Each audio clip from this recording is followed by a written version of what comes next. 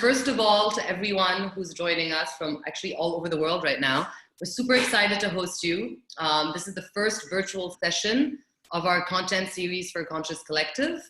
Most of you on the call are actually aware of our Conscious Collective community, but for those who are not, it's a new investment platform that we've built under the VentureSouq umbrella.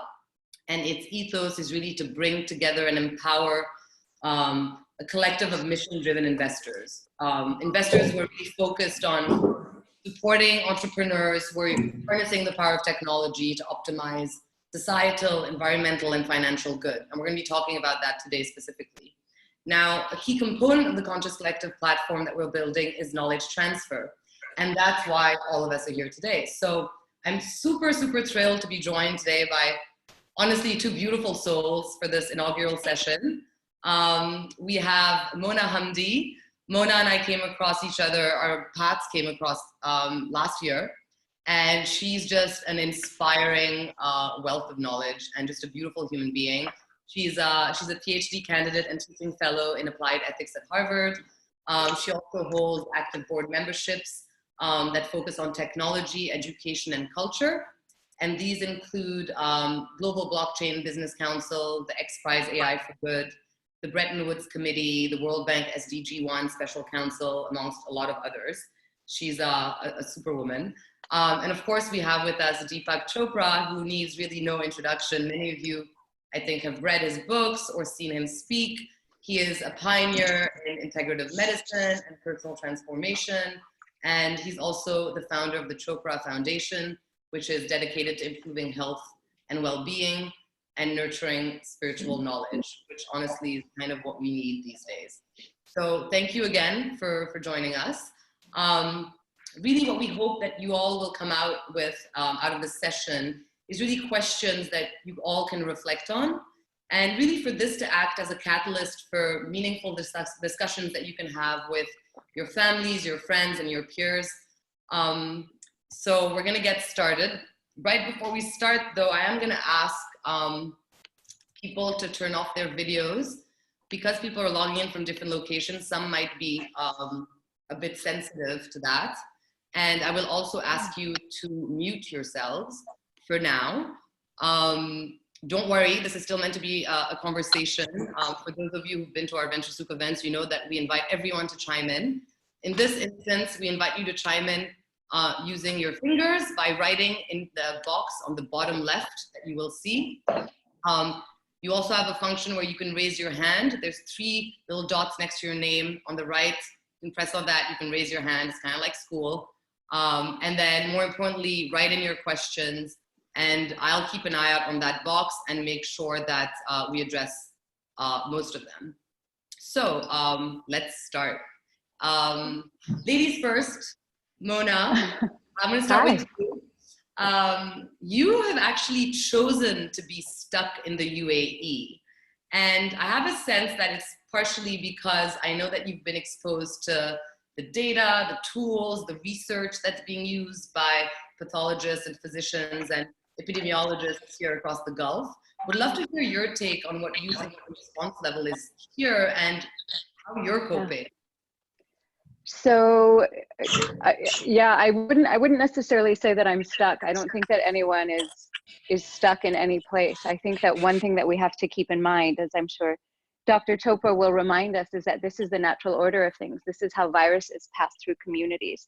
And one thing that I've been working on actually since my first year at Harvard in 2017 is that I see this sort of thing, pandemics and novel disease threats, as not just a security issue, but actually for me, they're interrelated, and they're related to climate change, aspects of climate change and ecological destruction. When you mess with nature, she has novel ways of entertaining you, I think, with the consequences, whether good or bad. So we've been aware of something like this, I think, for quite some time, and then this one for a few months. Having said that, Dubai, as I was here in the Middle East, in Abu Dhabi and in Dubai, I think has quite a comprehensive response plan. And so since I am based in the region as I write my dissertation, it made a lot of sense for me to continue that.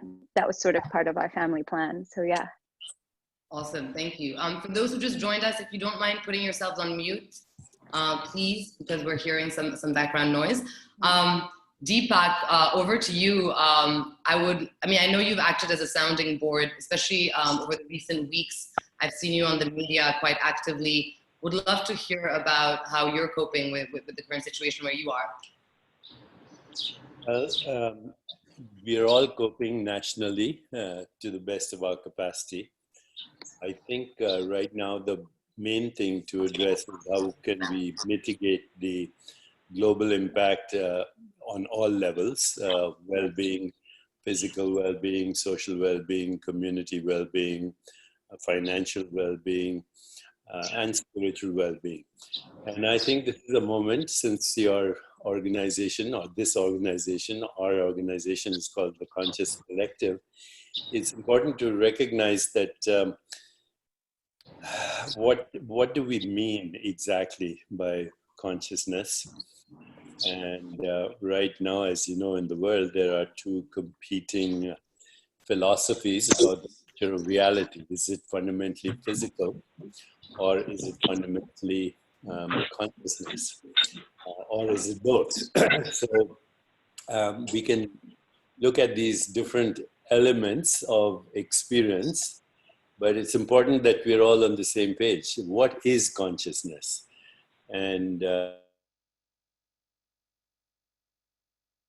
at least have some kind of agreement on the definition of what we mean by when we use these words: physicalism, the virus, climate change, social interactions, professional relationships, perceptions, memories, thoughts, feelings, emotions, biology. They're all interlinked.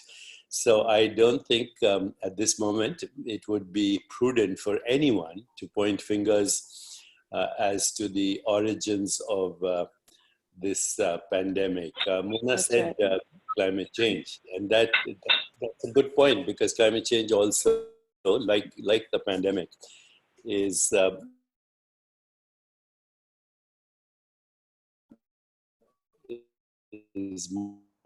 multifactorial in its origin. Factor in every experience, the experience you're having, the experience I'm having, we might be interpreting our experiences differently because of our conditioning, cultural, religious, economic, and so forth. But the common ground of all experience is consciousness. And it's the knowing element in every experience. And it's very fundamental. Consciousness cannot be reduced to a form or an object, because it is the observing factor in every experience. And therefore, if we understand that consciousness is infinite and formless and irreducible and fundamental, and actually the underlying ground of the ecosystem of existence, then I think collective consciousness and influencing it through our own participation could actually lead to a completely new paradigm, where we get rid of these metaphors of violence that humanity has adopted forever. You know, the war on cancer, the war on AIDS, now the war on the virus, the war on poverty. These are wrong metaphors. They're not creative metaphors. If we understand consciousness, this is an opportunity for all of us to actually dive deep to the source of all experience, whether it's mental experience, perceptual experience, biological experience, social environment. It is an opportunity for us to dive deep, and through our personal transformation, collectively, actually give birth to a new paradigm where we can hope for a more peaceful, just, sustainable, healthier, joyful world, because the world is a projection of our collective consciousness. That's my language, Dr. Chopra. So that's so aligned with my own research, and I tend to take it from a very people think you're all heart and I'm all robot sometimes, I think, because I'm the person with the data and the maps and the whatnot. And I can't wait to tell them a little bit about digital Deepak. But I do want to say that I think, you know, I was asked to speak. One of the things that got canceled as the cascade, you know, the separation cascade sort of happened around the planet, was something about the future of work. And I've been asked to speak about that a lot lately, about how my research ties into where fourth industrial revolution technology might take economies and social ecosystems in the future. And one thing that we do know for sure is that whether you call it consciousness or whether you call it you know, this sort of global consensus or this global stewardship of these resources, is that this is the future of work. I think that this, if this novel virus has showed us anything, is that this is one of the ways that we will commune in the future. How will we react to the next novel threat, real or perceived, in this case quite real for our collective humanity? And the result is that it's changing the way that we work, and this is what technology will do too. How will it and I tend to be an optimist, I think, aligned with very much the things that you're saying.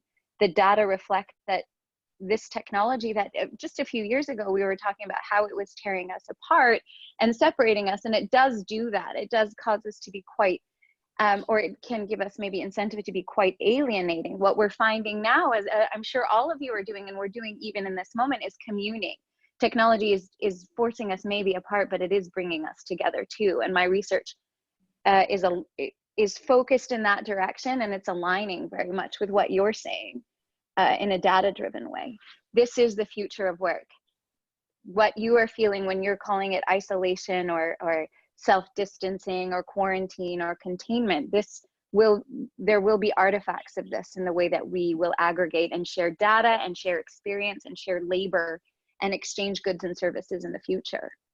How remains up to the collective consciousness, right? So that's for all of you to decide. I'm just here to watch. I think Deepak is sort of the shtick. No, and that's great. And Mona, you and I have talked about, you know, looking at technology as an augmenter or a destroyer of our social fabric. And I know that you feel very strongly with the former rather than the latter. Deepak, I know you two feel the same way in terms of these technologies serving to enhance our social fabric and bringing that sense of community. I mean, I think all of us are being bombarded, obviously, by news and WhatsApps being forwarded left, right, and center, and just like oversaturation. We're also seeing these beautiful moments of peace and communion when you see people going on their balconies at a certain time in Europe, putting their hands together to celebrate the health workers, for example. That's happened in Switzerland, in Spain. I'm sure it's going to happen in France, where I am, eventually in the US, probably.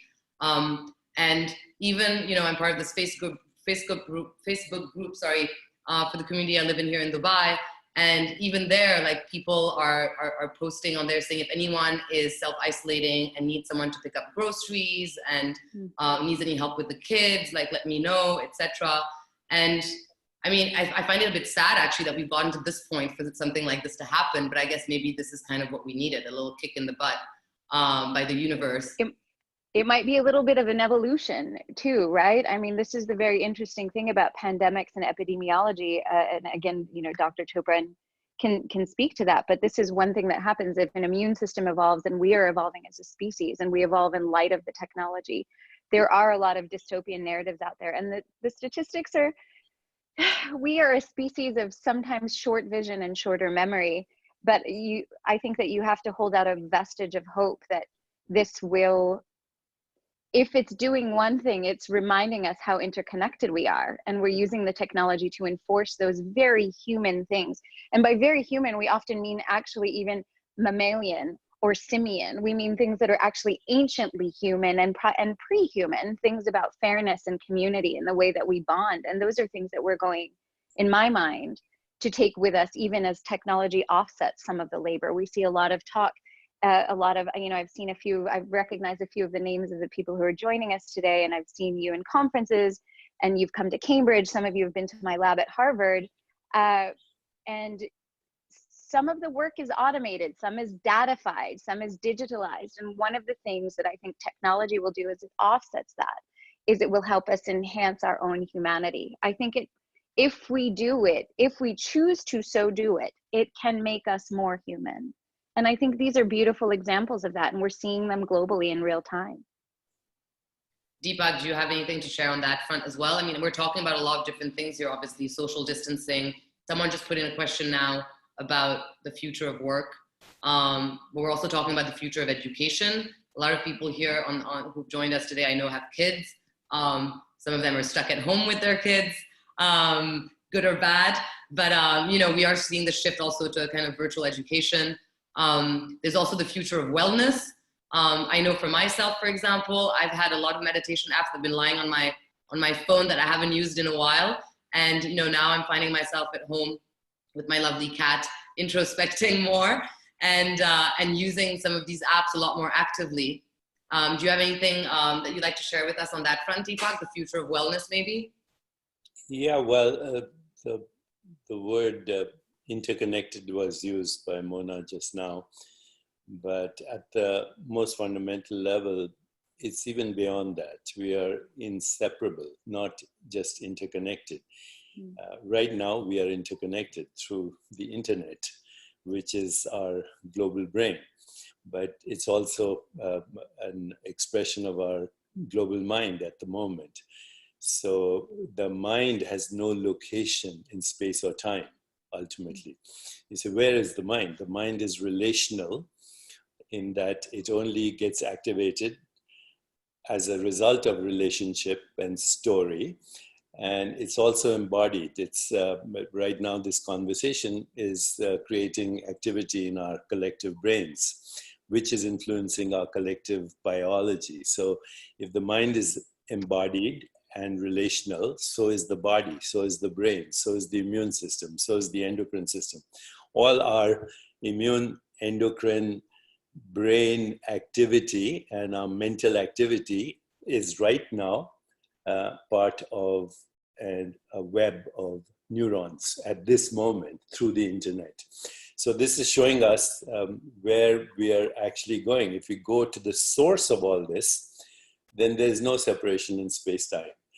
And if there is no separation in space-time, then every experience, and this will speak to Mona's language, every experience ultimately has a record in the brain, it has a record in the body, it leaves a record in the social ecosystem, and ultimately it projects as what we call the environment. So if consciousness is irreducible, fundamental, without cause, formless, infinite, and the source of all experience, then the only way to bring about a shift in the entire ecosystem is through personal and social transformation.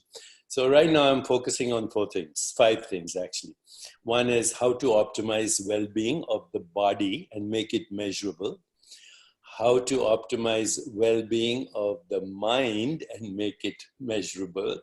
How to optimize the well-being of our relationships and make that measurable.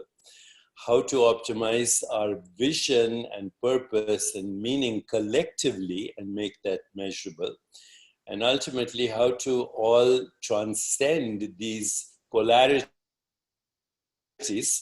and these divisions and these boundaries, which are totally artificial, which the virus, of course, has demonstrated, that all boundaries are conceptual or perceptual, but not real. And that includes national boundaries, geographical boundaries, community boundaries, religious boundaries, professional boundaries, economic boundaries. Any boundary that you can think of is actually artificial. So if we understand this, then this is an opportunity to reach critical mass, whatever that is. And if a critical mass of people can optimize their well-being through what I call a joyful, energetic body, love and compassion in the heart, clear clarity and quiet, reflective mind, not a positive mind. A positive mind can be very turbulent. A lot of people I see who are exasperatingly positive because they're trying so hard. So not a positive mind, but a quiet, reflective mind is a healing mind. And how do we then go through this transformation, which is physical, which is psychological, which is emotional, which is intellectual, and ultimately which transcends every single boundary that we've ever thought of, because these boundaries go back to ancient times. when humans started basically becoming cultural species. So the boundaries were created through money, economics, religion, whatever. And it's now those boundaries are being shattered. There's no wall that can prevent our inseparability at the moment. And it's up to us to choose. So for me right now, optimizing physical well-being, joyful, energetic body, emotional well-being, loving, compassionate heart, mental well-being, clarity of mind and quiet mind, and then spiritual well-being, which means how do we use this now to take the next leap in our collective evolution, human evolution, as insight, intuition, imagination, creativity, vision, a higher calling, purpose, meaning, all of that is the opportunity for healing. As you know, the word healing comes from the word whole, which is also related to the word holy.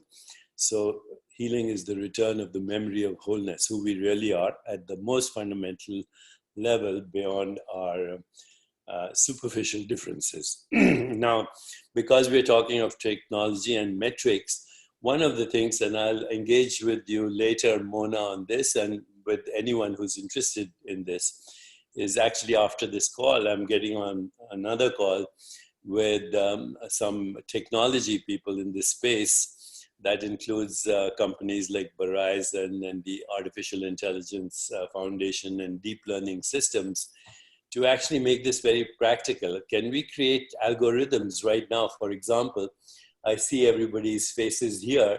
We could easily be tracking facial expressions, eye movements, and gestures, and correlating them with heart rate variability, breathing, immune function, endocrine function, immune response, inflammatory markers, stress levels, even biological age. And this is all happening. Except I sit at the Center for Democracy and Technology, and if anybody has that much data on you and Zoom's using it, I'm going to actually really flip out. Except dirty data, Deepak. But yes. It depends on how we use the data. No, I'm with you. That's exactly right. Our collective consciousness. But this data can be used as feedback loops and deep learning systems to actually activate healing collectively through technology without leaving home. It's not just, the work space is going to be different, but as you know, already people are practicing telemedicine, teleconsulting, teleradiology, robotic surgery. But the fact is that there is no experience that you can have, mental, emotional, intellectual, physical, or whatever, perceptual, that is not measurable and cannot be put to use. So data is the beginning. Information is the product of data. And the product of information is knowledge, but it's not enough. We have to move from the information age, the data age, the knowledge age, to the age of wisdom. Wisdom is the only criterion for evolution, and the data, information, and knowledge should be subservient to the expression of collective wisdom. How can we use this pandemic to create a more peaceful, just, sustainable, healthier, and joyful world? And if we miss this opportunity, then we will face the next extinction. The last extinction, by the way, occurred in less than 1 hour, 65 million years ago, when a meteorite fell on planet Earth, and dinosaurs were wiped out in 1 hour. And the product of that is you and me right now on the internet, because we wouldn't have evolved if that hadn't happened. So at this moment, it's not important to think about ourselves, because we are not important in the big scheme of things. If insects disappeared from our planet today, life would stop in 5 years. If humans disappeared from our planet today, life would flourish on this planet in 5 years.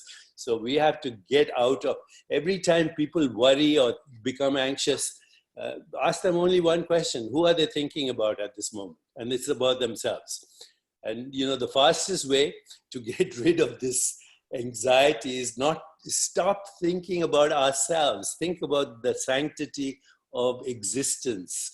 Existence knows how to take care of itself, and it is taking care of itself right now. Thank you.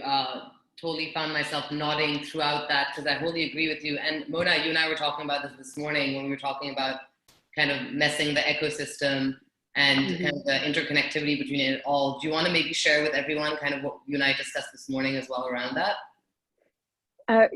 Sure. I think which aspect? It was quite comprehensive. I think that this is very much, so there's a few things, you know, I think that I agree with Deepak, you know, in the existential principle of it, in that when we talk, for example, in artificial intelligence, and we look at AI for good on one of the committees that I sit on, or at the MIT Tech Review stuff, it's hard to talk about artificial neural networks when we're actually coming to understand, it makes you question what is human, because then you say, well, we're modeling it on neural networks. Well, do we actually really even understand how our neural networks work?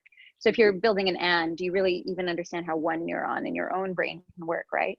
And I think the same with when we're looking at the tie between our ecosystem, climate change, and things like a novel virus.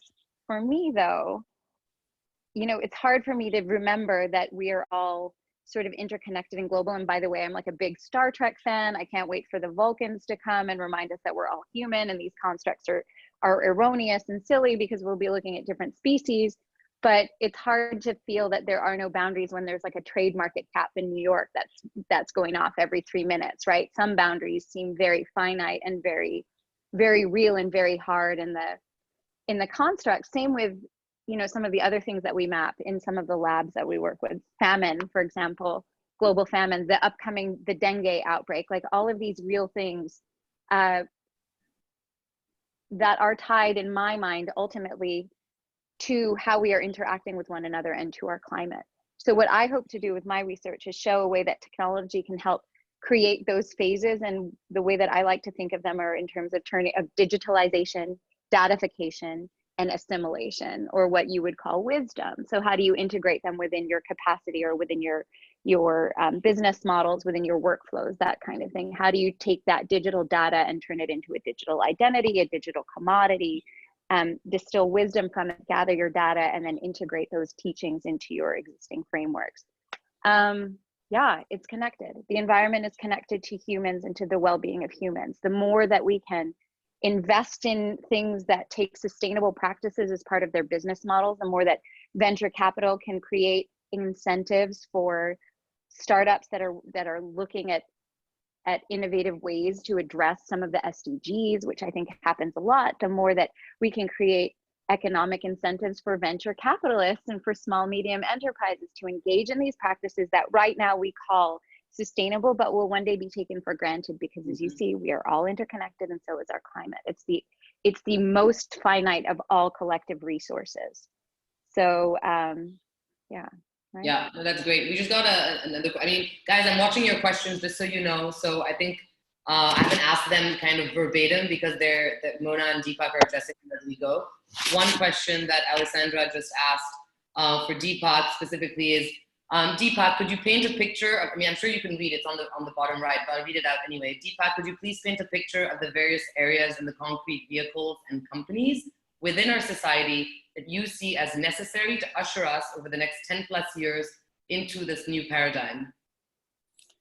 Yeah, I think the technologies will include deep learning, artificial intelligence, feedback loops at every level, feedback loops that incorporate biological intelligence, but also emotional intelligence and social intelligence and eco-intelligence, and then come up with creative solutions. So, you know, when you put a lot of people from diverse disciplines together, when diverse means really diverse, scientists, humanitarians, historians, artists, poets, musicians, religious people, social, economical expertise, put a diverse group of people together, and this can be done through technology. You're doing it right now, number one.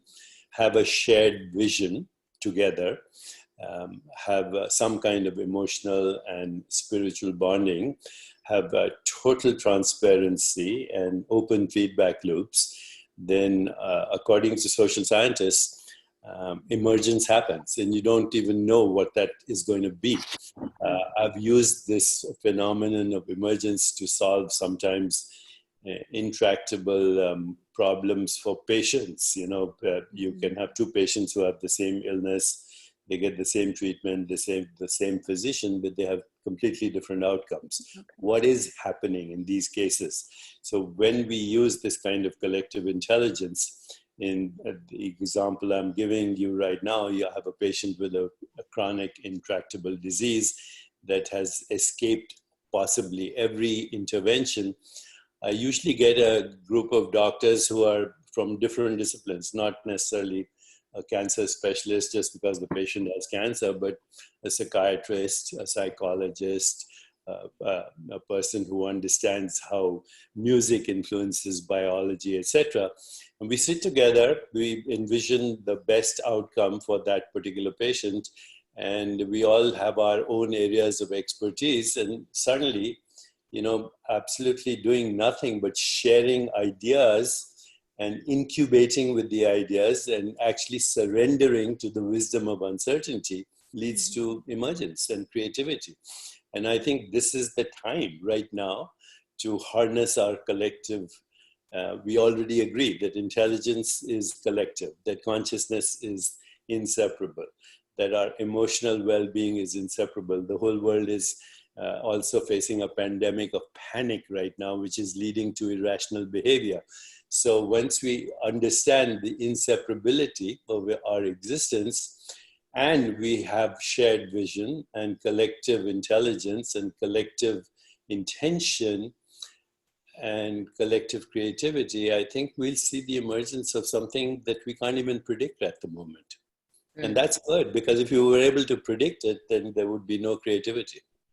I think that's that's quite profound, Deepak, in that in my world and in some of the projects that I've done, we took that cue from cinematography, from Hollywood, from the way worlds are built. So we call that world building, and we'll envision a scenario in the future and see ways that data might help us extrapolate human behavior and where we might go, sort of like a choose your own adventure book for the future of our planet on any given data set, whether it's in this case the coronavirus or the way a market might adjust to a readjustment in, I don't know, pick some odd scenario like you know, something that surpasses the petrodollar in terms of global petroleum prices. And so we would then envision where that world might be in terms of creating in our world mathematical models and data models behind that. But the end result is, and what I hope people keep in mind is, that humans tend to truly move where their eyes are headed. And that I like to think that of all of the narratives that we can create, there are indeed dystopian ones, but it doesn't harm us to create utopian or protopian ones as well, because we will eventually move where we're headed. And there is plenty of cause in the technology and in this moment that we are in right now to believe that there is an optimistic pro-social solution to some of the big real problems that we do face. And I think that's a nice segue actually into, sorry, Deepak, go ahead. No, I was just going to say data and information and knowledge tied to a human story that is emotional and appealing makes a difference. That's right. Without a story, humans are bereft. To be human, exactly. to have a story. It makes us, I like to think, you know, when we talk about the fourth industrial revolution, my end goal is beyond that. It's a place that I call the fifth industrial revolution. And I think that it will help us find what I think are 5 unique traits of humanity. And they are community, story, vitality, soul, and consciousness. So, and they're on my Twitter, I tweet about them. They're on my ResearchGate too, because some of the data models in terms of how we create emotion and morality are based around those things that are uniquely human. And I think technology and data, if used correctly, can create better, more efficient systems based on those uniquely human things. That's great. I don't want to burst the optimistic bubble here, but I do want to talk about the other side of the coin as well. Yes. Not necessarily the real, yeah. Yeah, not necessarily technology as a destroyer per se of our social fabric, but I mean, Deepak, you wrote about it in your San Francisco Gate article recently, and Mona and I have talked about it extensively. But what's happening is also really exposed kind of deep systemic issues globally. And you know, one can't help but wonder, like, you know, also if it's going to create a bigger divide for some. I mean, Mona and I talked a few days ago about kind of a certain, like, she called the disabled class, essentially, the uncommunicable populations, the homeless people, for example, who don't have access to technology, who don't have the luxury of communing with others, basically using these platforms. And then Deepak, I mean, I'll quote you because I wrote it down. You specifically highlighted in your article a few elements: gross income disparity, a huge carbon footprint, a pitiful level of well-being for the world's underprivileged, an ingrained prejudice against the poor and anyone not like us. This is a reality too. And so would love to engage on that front as well. And don't worry, we'll end up on a high note by the end of the call, but I think this is also part of the reality that we're in today. That's right. So I think as far as creating a disabled class, there's a few interesting things there, that our biases in real life are translated into our technology. So our collective blind spots or individual blind spots will be translated into the blind spots and the errors in our data, and that's just a fact. What we end up doing when you create a system, for example, you know, I'm with the Blockchain Business Council, and we look at crypto assets. So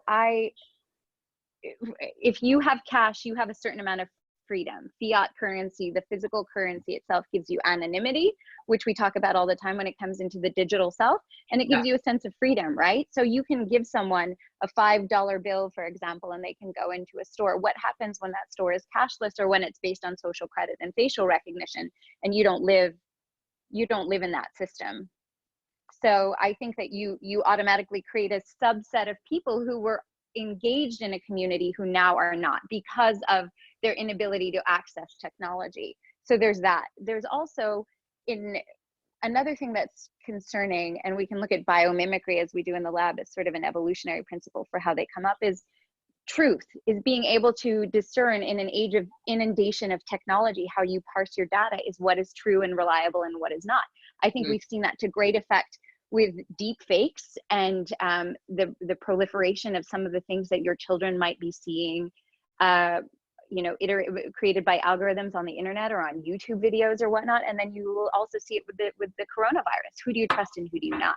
And so if you look at biomimicry as a principle, you have to think of everything within, you know, predator and prey and balance in an ecosystem. And so I look at things like, I look at blockchain and deepfakes as sort of the balance of that. So if you were to have something that could ultimately verify the ultimate source of truth, and something that was actually made completely synthetically and artificially and not true, as it were, you find balance. And technology highlights biases. It exacerbates them if we don't root them out, and if we're not conscious of them, and if we don't have many layers of that. And it can create worlds that are, part of it is great when we talk about mixed reality. Alternate scenarios are fantastic, but not when you're trying to discern objective reality, when you actually need truth. And so there's a lot of that can happen within the realm of some of the new technologies that we're talking about, for as much good as they do create as well. I mean, and then in the markets too, you can take a look at that. I mean, was anybody expecting, or what did people feel? And you have a lot of investors here who looked at the volatility of the crypto markets in the recent weeks too, which is some, you know what I mean? That's like an interesting test for that as well. So in terms of how reliable things are, or where the pitfalls are in some of our current technology. There's another question that we have from Yanni in London. I think he's probably directing it towards Deepak, but I can ask you both. He's asking about your predictions in terms of kind of the emotional journey that we're experiencing or will be experiencing. So he's specifically asking, is it denial, panic, distancing, investment, hiding? And how long do you think it will last? I mean, that's a tough one. I mean, it will last as long as needed for a self-correction. Yeah.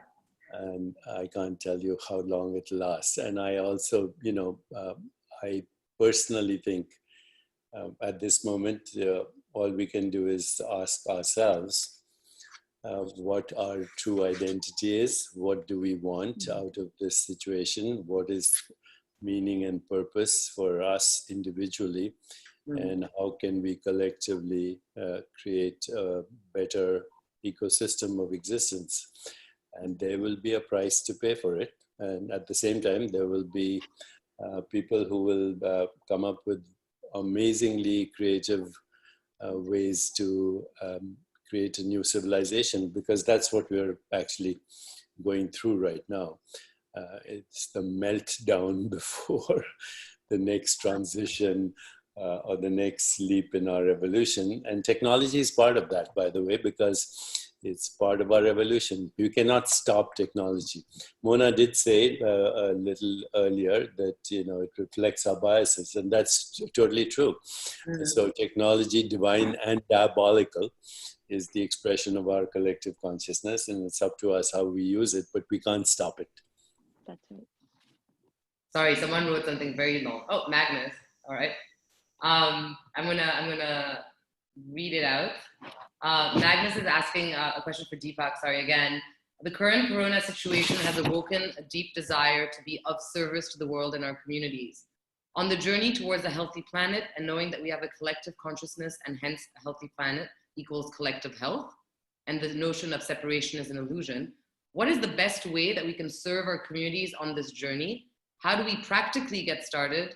And what is blocking people from starting the journey? Is it fear? If we're in a position to influence large groups of people, what are the first steps that we can help people take?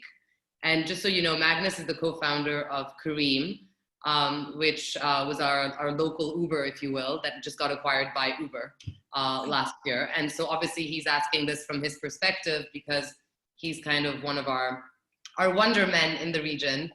And he also works with, he's saying, over 1 million captains who drive the cars that he would like to be of service towards. Okay, so that's a very good question, and a very complex question, which requires complexity in change of perception, thinking, behavior, etc. So what we are going to see, I believe, and of course, there's just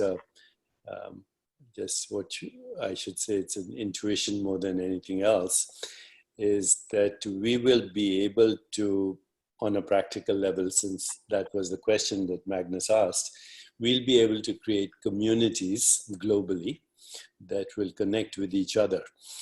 Sangha is the Sanskrit word. Sangha means community. And there's another word that is attached to it, Satsangha, which means communities looking for the truth. They don't know what the truth is. As Václav Havel said, run away from those who know the truth, but seek the company of those who are looking for the truth.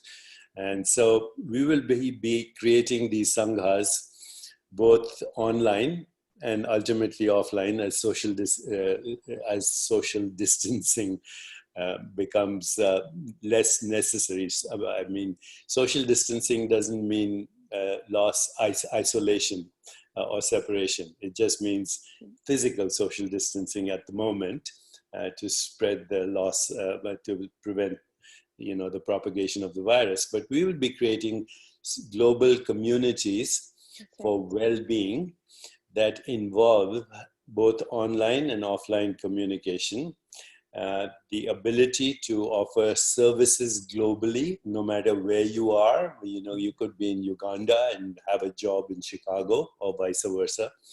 We'll be also actually harnessing our collective creativity together by sharing of ideas. And if we want to do something right away, then we can start. We can start creating these communities, these sanghas. For those of you who are experts in the areas of communication and technology, this is the opportunity right now to actually create these communities with specific purposes. We also always have to ask ourselves, who are we, what do we want, what's our purpose, how are we going to get there, what's the backstory, what's the current story, what's the future story, what will happen when we get there, and most importantly, is our story a love story? Because if it's not a love story, it's a boring story. So I think it's profound that he's asking the question. I think that we see a lot of that, don't we? You have Ben Horowitz saying what you do is who you are, and people around the world who are in very much the same sort of positions as some of you are, who have large teams or large capital deployments or are really pulling some big levers in community, is saying, just because I can, should I? Or does it matter what I, is there something more important than profitability? And there's something very profound about asking that question, about the way that we move around the world being just as important, if not more than. And that's, in Arabic, that's your niyyah, like your intention. I think that one thing, Deepak, that makes me think of is how different this is from the 2003, since we're talking about the virus, the 2003 SARS epidemic or pandemic as well, is that the proliferation of community and social media. Are people feeling afraid now more than they were before? And how much does technology play into that? And then if fear then is the change in perception, maybe it can start immediately. Maybe you create that community by your own perception, by creating that sense of internal calm, and by doing that immediately within your own self, right? Like the big catalyst for this is fear. You hear it. We're hearing a lot about the novel virus in the West, and I'm not sure if the perception, does anyone have a different, was everybody as worried in 2003 on the community? I don't know, the people who are listening. If fear has that much of a play in your perspective now, how much does just changing your paradigm or your perception now impact what you do for yourself and your family and your home and the people that this gentleman even has, in his sphere of influence? Maybe it starts immediately. That community can be built with your perception. Correct. So here's one thing that I'd like to share with everyone right now. There's fear, there's stress, and there's panic. And these three things should be differentiated. Fear is natural at this moment, and it should be embraced. And the way it should be embraced is through a very practical way, which is to feel the fear in your body.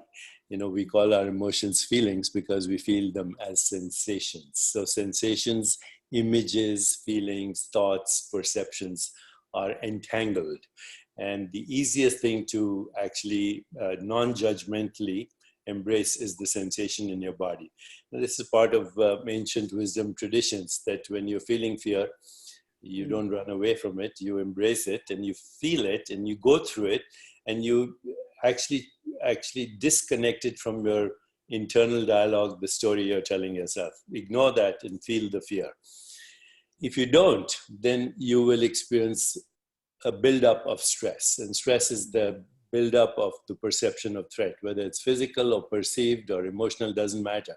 You are feeling threatened, you're feeling stressed, you're going to have inflammation, you're going to compromise your immune system, you're going to accelerate, the secretion of cortisol, adrenaline, inflammatory markers, which are actually going to make you more vulnerable to any chronic illness, leave alone this virus. So handle your stress properly through mindfulness, through awareness, through non-judgmental awareness of perceptual activity, of your body, of your mental space, of your web of relationship, and make that a priority so you can actually use your stress to move to a higher level of consciousness and not move to panic, because panic is behavior that results in irrational recycling through the whole ecosystem. And we're seeing a lot of that panic right now in the stock market, or people at grocery stores,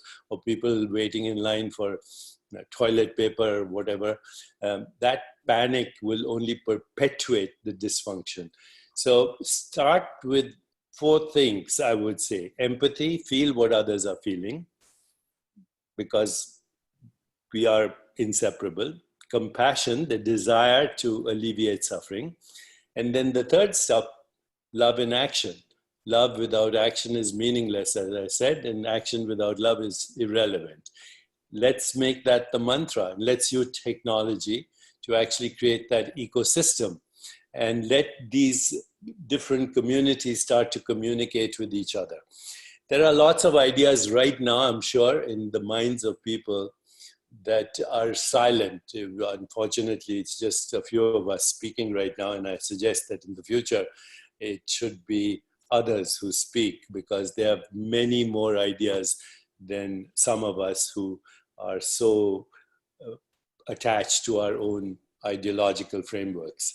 So this is the time to ask everyone to come up with their creativity. Actually, even create vision boards and creative boards collectively through technology. There are many people, I'm sure, on this call right now who have ideas that we haven't thought of. So let this be a catalyst for us to see how we can harness both our creativity and our compassion and our desire to alleviate suffering. We'll see what emerges. Is there a platform? I mean, I personally do my own vision boards, but I think it's actually a great idea as a team, even when I'm thinking about my team, that most of them are on this call as well, for us to do a collective vision board. Is there like an online tool that you would recommend? I'm sure there are. No, I don't have one on the tip of my tongue, but if not, then there's an opportunity for someone to create that app. Why don't there are people someone here out there has to do that? Yeah. Yes. When we do world builds, we look at there's something called the Relau project. It's a very, Deepak, that's so very, very helpful, I think, for so many people, because just the act of creating the mental object, the mental artifact, can manifest it. And we see that there's actual data about that. And we see not only that one of the things I know that you and I spoke about in Abu Dhabi was even the epigenetic factor of that like the cellular memory that can be passed through generations just by those mental artifacts. We're starting to see a lot of data-based evidence for things that you've been talking about a long time. And I want you to talk to them about even digital Deepak, which I think is very cool. But we use something out of the University of Southern California, the Relau project by Alex McDowell, who's the cinematographer who does like Superman and the Minority Report, and just the idea that you come together and create a world and suspend your disbelief on anything, and everybody's ideas become valid artifacts of that world. And you'd be surprised how many of them are creative and beautiful and actionable, and they further your statement, Deepak, that all voices are needed. That I don't know if we'll ever get to Mars, Deepak. I don't know if our retinas won't flatten out. I don't know if we'll make the journey, but I do know that you are all what I have, and we are on this planet, and it behooves us to get all of us together to collaborate on these ideas. Whether you think about it in terms of increasing consciousness and community and stories of love, or you think about increasing points in a data set, it behooves us to all get there and envision that world. So we use the Relau project as a model for world builds, and then tell them about digital Deepak, which is really cool. Yeah, tell us. I mean, I know about digital Deepak, but some of the others might not. Tell us about digital Deepak. I've been working on this project for the last 3 years, and it's getting slowly better. Digital Deepak is a artificial intelligence robot that has read all my 90 books and read all my articles, and can consult with other experts to come up with creative solutions for well-being, basically. And it's like a child right now. It's growing. The more you interact with it, the faster it grows. It's something that will ultimately integrate deep learning, feedback loops, artificial intelligence, creativity, collective. And there are many other versions of this digital technology and digital avatars that are being produced right now. I know that President Obama has one. My digital Deepak will hopefully soon be interacting with him as well, talking about the future of leadership and youth and so on. So it's an adventure at the moment. I don't know where it's going. Amazing. I had a question before we segue into a more, I guess, kind of deep dive into tech being used as a positive weapon to combat the pandemic. But I know that my mom has joined us from Bahrain. And so I had a question, because I know this is relevant to most people on this call who either have kids or parents. What's the best way to communicate with your parents or your kids about what's happening? I mean, we saw this week the PM of Norway had a press conference specifically for the kids, for the children of Norway, which is fantastic. And, you know, I know my mom loves to nag me. Sorry, Maman, I know you're on the call and listening. But I also, in this instance specifically, I'm very worried about her, for example. And I know that in some instances, our parents tend to be like, don't worry. And they still see their friends, and they're, you know, they're still not like kind of, you know, using their sanitizers, etc. Do you have any kind of tips on the best way to A, explain what's happening to kids for those of our audience who actually have kids, and then B, to better communicate with our beautiful parents? If your kids are less than 3 or 4 years of age, all they're watching is your body language. They look at your eye movements, your facial expressions, the tone of your voice, your gestures, and they mimic those. So if you're in panic and fear, your kids are going to mirror that. And so the best thing you can do for the younger kids is to display your own self assurance about your own well-being and your lack of fear and panic. If your kids are much older, then you know, I think it's important to share the facts with them and share what we can do to prevent the propagation of this disease. And it's actually quite simple. If you really think about it, if you don't have the disease right now, you don't need to get it. Okay, you can practice all the hygienic measures and the social distancing. And if you don't have the disease, you do not need to get it. And if you do have the disease, which I'm sure none of anybody here has the disease, but if you do, then don't give it. 60 people. Okay, then don't give it, okay? And just follow all the rules of incubation, and you can stop the transmission to the best of your ability. So participate in stopping the transmission, but do not hide from the facts. And as far as elderly parents are concerned, and other people who are in need of help and cannot, obviously, because they're so socially isolated right now, make sure you FaceTime with them. Make sure you communicate with them in the way we are communicating. Make sure you tell them that you care for them. You practice the 4 A's: acceptance, appreciation, affection, and just attention to each other. Makes people feel secure and makes people feel safe. And that has consequences on your immune system. If you're feeling safe, your immune system is more self-regulatory. So communicate. It's not isolation. It's just social distancing physically.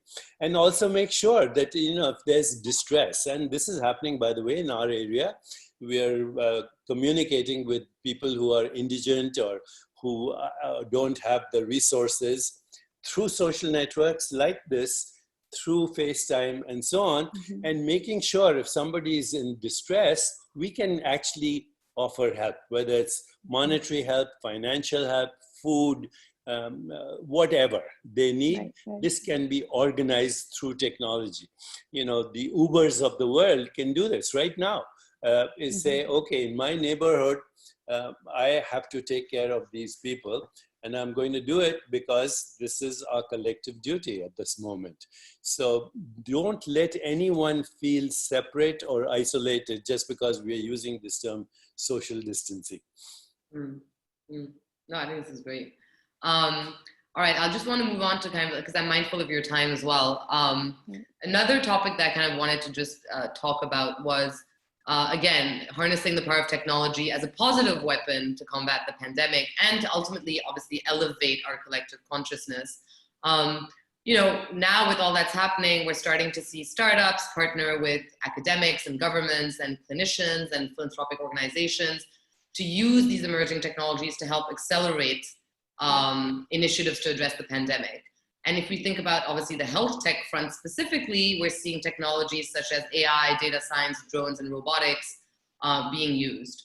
For example, to track and forecast outbreaks, to help diagnose the virus. Alibaba, for example, built their own AI-powered system recently. Processing of healthcare claims, using drones to actually deliver the medical supplies, but also to monitor quarantine in some countries. Robotics being used to sanitize or deliver goods and food. Chatbots. Mona sent me the World Health Organization chatbot this morning, and I was honestly kind of scared. I was like, is this a hack? A joke? No, I know. I was like, can I actually use this? I think that's that's the world we live in, right? What is true and what is not. Yeah. So I mean, Mona, you'd be great at answering this question in terms of, how you're seeing technology on your end. I know you've had access to, and even you can maybe, if you feel comfortable sharing stuff that you've seen here, for example. I know that one thing that's come up in a few conversations with some of my friends is this obsession with like food security, even in this country. So we'd be curious to hear your thoughts, given that you're quite. I think that Deepak's first order of business was about creating community, and I think that that's one of the immediate ways that we're seeing technology play into that. But for me, it's obviously how we're using the analytics to determine what is true and what is not about the virus. As much as after we go through the wave of whether or not it's a conspiracy theory, there are a whole world of people, from epidemiologists and physicians and clinicians to data scientists, who are looking at understanding the genomes of the people who are affected, understanding the makeup and the structure of the virus and how it spreads, understanding how it sticks to surfaces. And you're seeing some of the results of that in real time. I'm sure you've all gotten the memes about what happens, how long it sticks in aerosols, and the ways that you do that are based on real science, right? And so a lot of that data has to be parsed and turned into actionable knowledge for people who are on the ground, for the physicians and for the people who are the first lines of the first responders to that. And to tie it to your previous question, in determining what is true or what is not. So what we've learned in recent days, because of using AI actually to map out virology, the viral structure of the virus of the of corona, is that the age groups that we thought were immune to it are actually the super transmitters, right? So if you don't practice social distancing, we're looking at people in demographics of 20 to 29, learning lessons from China, learning what the depression and the dip of contagion was in South Korea, trying to understand what happened in Japan. Are they going to get it? Have they suppressed it? And we're looking at these demographics. And the way that we get those analytics is from the technology that we're talking about. Having said that, if any of you were at Davos, if any of you do go, we're at some of the local conferences like STEP and whatnot, you hear about how technology is going to change work in the future and emerging healthcare before the virus sort of caught the panic. The global has been riding the wave of awareness. We're talking about growth in 48% of the health sector, right? And so you're looking at the way technology will really be transforming that sector, from palliation to compression of morbidity to treatment and diagnostics and everything in between. Technology, and I hate using that word as an umbrella word for what it does, but in terms of parsing the data and really coming to understand it and then turning those into actionable models, it's happening. As far as your question about the UAE, I have to admit that I'll take one step back. In 2014, I had the opportunity to work on one of the projects that I founded in Saudi Arabia. And it was the first time that I had seen trials for thermal cameras in public spaces in the airport of Jeddah and in drones, right? And so the idea that technology was used to keep large populations and mass gatherings safe. The very first mass gatherings conference that I went to on AI was in Saudi Arabia.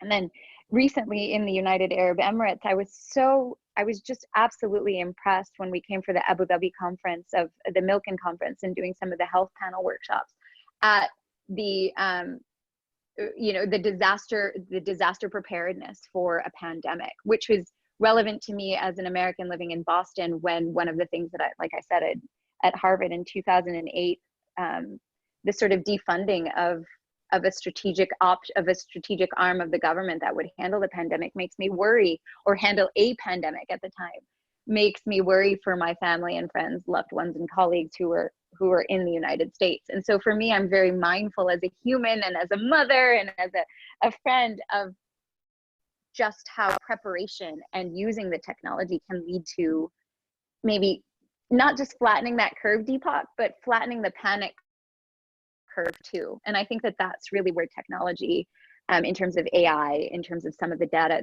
the datification and the models that we have, can help in things like this.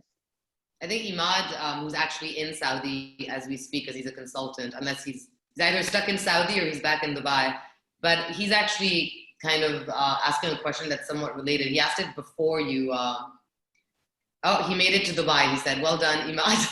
He did not get stuck in Saudi.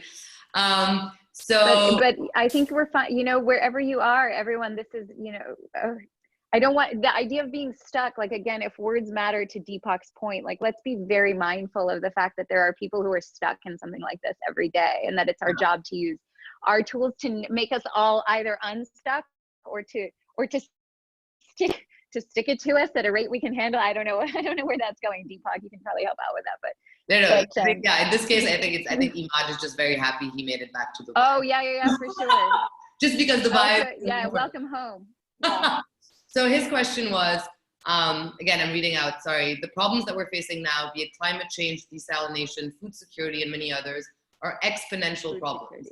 Many of the traditional solutions have been linear and fail to solve these exponential problems. Emerging tech can help solving these problems exponentially, and it has been there for some time. But one key challenge that we're repeatedly seeing with governments and the private sector stakeholders is the slow adoption rate of these technologies. Yeah. What are your views on increasing adoption, risk-taking, and rapid failure to progress? And again, Matt is a consultant, and Asmai agrees, yeah.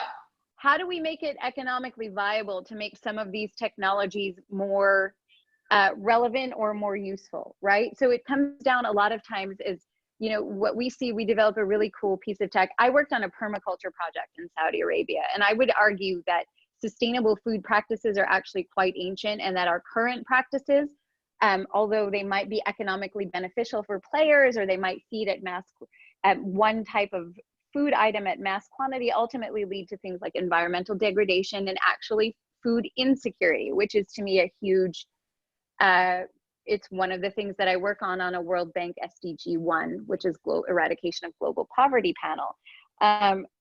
So if we were to do something, are there econometrics? Are there economic incentives for creating the kinds of scalable exponential uses of technology? I'll give you an example of this: amortization of soil, right? So food, the most nutritious and nourishing food in my mind, is grown actually in soil. There are ways to feed people lots of calories that range from synthetic to artificial, that range from mass consumption to monocropping. We haven't yet found a more beautiful way to grow a seed than in the soil. We know that, right? And that the soil that is on this earth becomes depleted by some of our practices, but that we find that there are certain types of sustainable practices that aren't financially lucrative, that are ultimately beneficial and can yield more crop per acre than any other kind of current modern practice. So what would happen, for example, if you were to amortize the soil based on soil quality and not soil size? So if you change the econometric, would you then change some of the ways that we can create technologies that are based on wise, sustainable practices that can then also create economic incentive? At the end of the day, what people who work in technology, or who work in something like food security, if we can just use that as an example, come up against all the time is that or Deepak, let's talk about right to health. Like, who deserves a vaccine? Who deserves to get healthcare that's over the global rate at the World Health Organization, right? There's a supply and demand curve, and we make an economically viable line, and anybody below that line or anything underneath that isn't strategic. We see that in climate change. where we talk about the small islands who can't withstand something greater than 2 degrees elevation in global temperature. So if we're talking about 3-degree change, what happens to those islands? They're gone. That's what happens to them. But they were put on the supply and demand curve, and they're on our planet. So again, it comes down to this econometric. And I would ask, since that's outside of my scope, into how one can change a global incentivization, you know, and things like I mentioned, I would ask this community, this is what you guys do, right? Yeah. How do you do that? And can you create viable market incentives to do things like that? Yeah. So the community, I think we're almost done. The community could be asking itself, who are we? What do we want? What's our purpose?